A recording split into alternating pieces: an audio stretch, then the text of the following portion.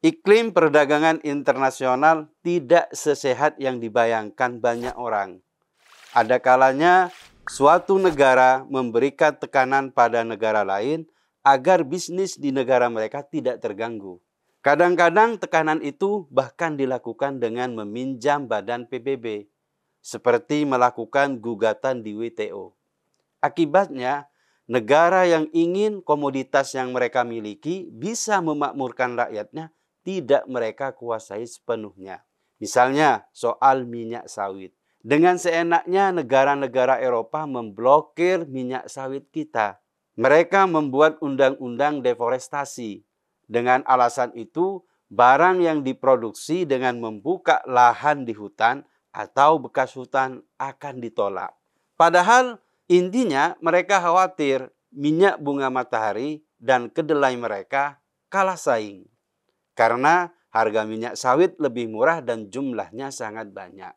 Kasus lainnya dalam hal bahan tambang. Atas nama perdagangan bebas, negara-negara maju memaksa pemilik komoditas untuk menjual barangnya dalam bentuk mentah. Akibatnya, untung yang diperoleh negara itu sangat kecil. Beda halnya jika itu telah diolah berbentuk barang setengah jadi atau barang jadi. Untungnya bisa berlipat-lipat. Tenaga kerja yang bisa direkrut juga banyak.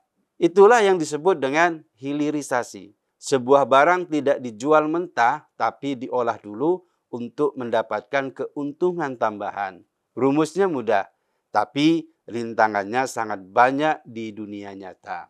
Indonesia sedang menggalakkan program itu, tapi negara maju seperti yang ada di Eropa sana kebakaran jenggot. Mereka tidak mau membeli komoditas dengan harga mahal. Untung mereka bisa jadi tipis. Maka mereka melakukan serangkaian langkah untuk menggugat Indonesia ke WTO. Dalam hal hilirisasi nikel itu, Indonesia kalah gugatan. Tapi Indonesia melakukan banding. Jika kemudian banding masih juga kalah, Indonesia tidak kehilangan akal. Tinggal bikin peraturan baru yang mempersulit persyaratan keluarnya barang mentah. Indonesia ngotot melakukan hilirisasi karena dari hilirisasi saja sudah mendatangkan keuntungan ratusan triliun. Itu baru berupa hilirisasi nikel.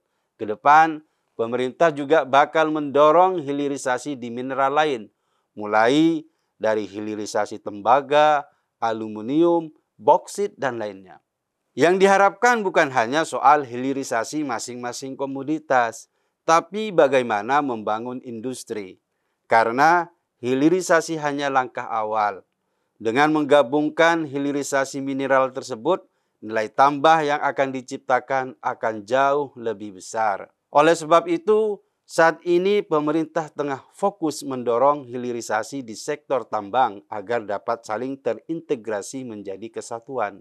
Untuk boksit misalnya, Indonesia menerima banyak tawaran rencana investasi hilirisasi, dimulai dari smelter alumina sampai aluminium.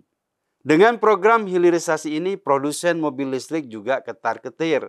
Mereka harus memiliki jaminan pasokan dari Indonesia. Tapi dengan tegas Indonesia memberikan syarat. Produsen mobil listrik harus membuat pabrik kendaraannya di Indonesia. Tujuannya agar industri otomotif tanah air berkembang. Selain itu ada upaya alih teknologi. Sehingga ke depan bangsa Indonesia akan semakin mandiri. Program baik yang digagas pemerintah itu harus terus mendapat dukungan dari kita semua.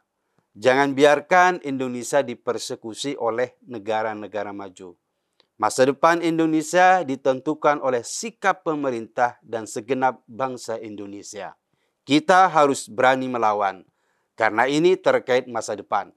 Ayo lawan, jangan kasih kendor.